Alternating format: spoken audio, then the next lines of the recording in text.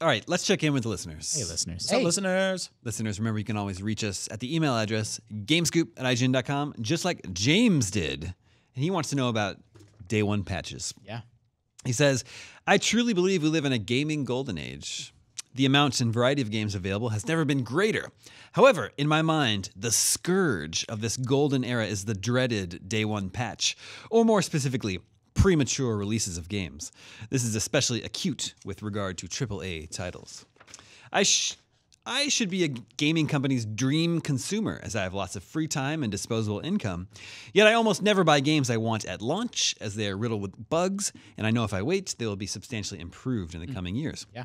I often want to support quality franchises and original titles with new ideas by purchasing them at full price, but reviews almost always say they are great except for performance issues and bugs. My question: is there any path forward for this issue, or are we forever doomed to the new business model of premature releases followed by months of major bug fixes and patches? Do I as a consumer have any power to affect positive change? As insiders, what are your unique insights, and do you know of any positive movement in the industry towards a solution? I mean, it used to be Nintendo was the company that would release rock solid, like, you know, that was it. Like the game's Yeah, it. But even Zelda got patched. Yeah. But it's hard to argue that that's a bad thing when, hey, this thing that was a problem isn't a problem anymore. Zelda got patched weirdly too, because they were just like, it is better now. Yeah, like, they didn't actually say any patch. Usually you get like, oh, the trees are, or, you know, they don't clip with your armor anymore and stuff like that. No, I mean it's 2017 and everything is terrible and nothing works. Yeah. Like my wife was The golden age of games, as James called it. Well, that may be true on like a big picture, but if you get down into it, like, do you remember when like your phone or your iPad used to just work, right? Yeah. And now it doesn't. Like I'm trying to, like my wife's trying to download something on her iPad and like it was full, so then she's deleting things and then she had to update her iTunes password, then she had to update her iOS software and like she can't figure that out and then it's prompting her for the stuff she doesn't have and I'm like, yeah, you know, I can't. And then it's like I get There's kids on your lawn. Yeah. But that's like, man, I do believe that's gone off the rails a little bit. I admit, like video games are the same. Like we all have that experience where you get a new game and you assume you're not playing it that night. Right. Like I get home at around 6 and then I get to play games at around 9. And the first thing I do if I have a new game is I put it in my console right away and hope that in the next 3 hours that happens, it chews through whatever it has to do to get me ready to play that game hours later. No, I do the same. I'll come in like with my backpack on, a jacket and the sunglasses and headphones in, and I'm like putting stuff into my PS4 to make sure it starts downloading so that I can get to it eventually. Yeah, I don't know why you needed that detail about the backpack. No, like I mean, like I literally don't even put a thing down. Yeah, before you put the thing down. I don't get It took me a dressed up second for too, it. but I was like, all right, time to play Persona 5. It's like it's that Rumble backpack. Yeah, like a 90s commercial. No, I think that so much video games are multiplayer centric now too. And by nature of that, those are constantly evolving, ever changing things too. Like there's always balance patches for everything nowadays. That's like Blizzard's secret sauce. Yeah. Like Overwatch, like Hearthstone.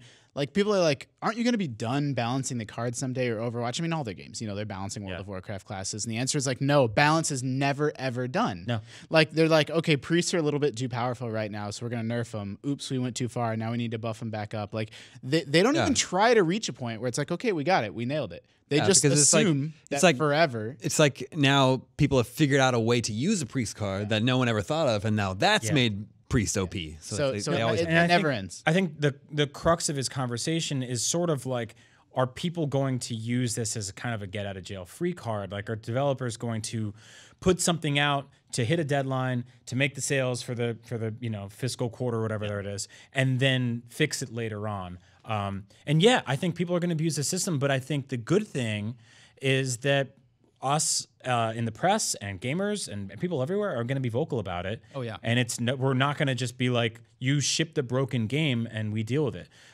They're still going to get the large majority of their sales in those first few days, which kind of sucks. But I think we're seeing it change. I think that like Steam is cracking down on just like garbage ass games getting dumped everywhere. I hope that iOS does the same thing. You know, like I think it'll start to get better. A lot of Steam. This is following the Steam pattern. Like a lot of people play games for free for many years before buying them.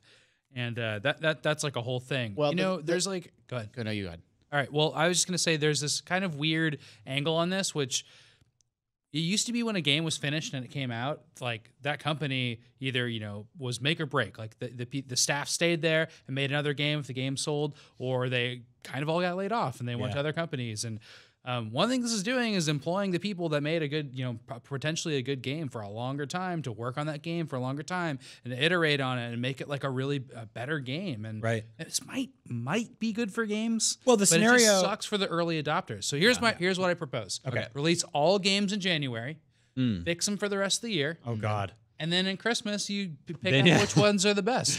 January is the release month. Yes. Yeah, that makes sense. I mean, so this I do. It kind of happened this year.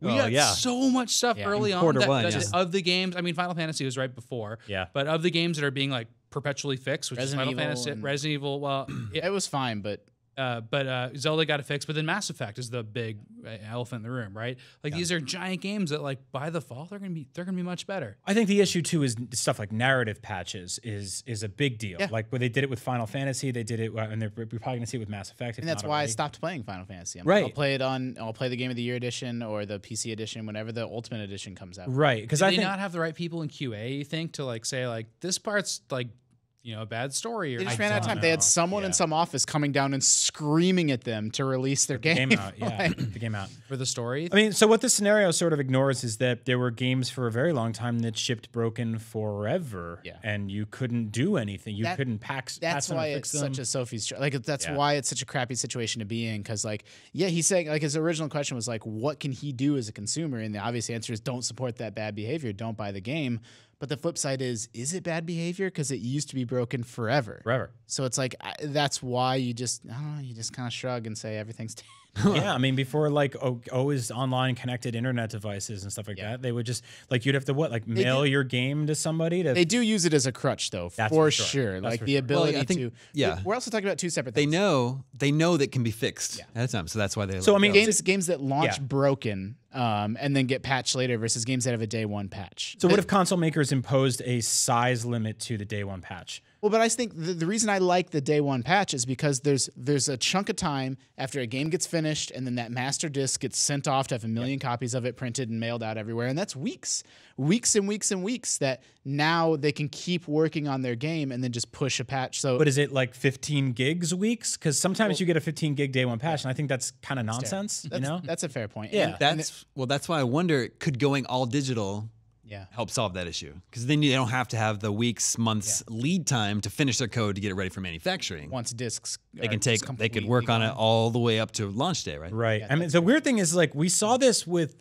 Kanye West's last album. Like this is an album that's crazy that he's been continually updating that album. Yeah, like he arbitrarily picked a release date, which was like I think it was like a midnight on a Wednesday or something. By the time he was done with it, he like ran out of the studio and hit enter or upload on TuneCore. And there it is.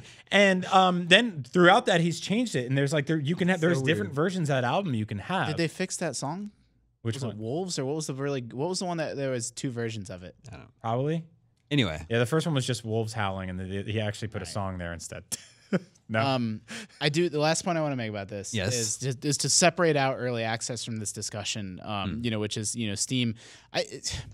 The odd thing is there's a group of people that like to play and watch like jank, like broken games, like Rust, and I played a lot of hours of Rust, an enduringly popular game, incredibly broken, and it's early access, it's jank. Like people like being on the bleeding edge of like we don't know how anything in this game works, everything's half broken. Running around some crazy world and figuring it out together as a community with other YouTubers and other people on these early access forums. That's like a thing now. And like my sort of, not conspiracy theory, but my theory about this is that like those games, they never get finished. No. Like those games never, like they peter out and the community dies before the game actually came. Like if you came out with a really polished, finished, non-early access version of that sort of multiplayer survival genre, I don't think people would like it. I think people like, seeing like, oh, the game updated, and now there's this crazy stuff in it. Do you think Minecraft is the same way? Yeah, I think Minecraft it builds like a little subscription community around. Minecraft was a prototype of that. And like those are all free things. Well, and so, yeah, I mean, Rust is but now $20, there's but- like a pay version of that. Yeah. Final thing for me is that game preservation is going to suck for these games. Oh, and yeah. it's really bad Whoa, for that. why do you say So my shelf of discs that I have from this generation will not be the things that lots of people experience. Because when I put in that disc on a console, which is great, we still have discs because that's great because it's most of the game code. But with a day one patch that I won't be able to download once the internet fundamentally I shifts. see. When you're which trying will to play just from the disc absolutely sometime in happen. the future. Yeah. I mean, there's plenty of internet games from the 90s which are unfeasibly difficult to get running now. Yeah. Right? MMOs that shut That's down. going to happen. And, Yeah. And those games, the experience, maybe the best experience of Final Fantasy 15 will not be able to be experienced ever because it'll only be downloadable, never be in a hard copy, and that'll be just purged from the internet at some point. We just don't know. There's no way to do it. I mean, or even the broken version, just from an intellectual museum standpoint, the like that original intermittent version of version. Mass Effect will be kind of hard to find. Like, Or if No you wanna Man's see, Sky or something like they're gonna like that. change conversations and stuff. And if you want to see and find that original conversation, how do you do that? Like, you kind of can't.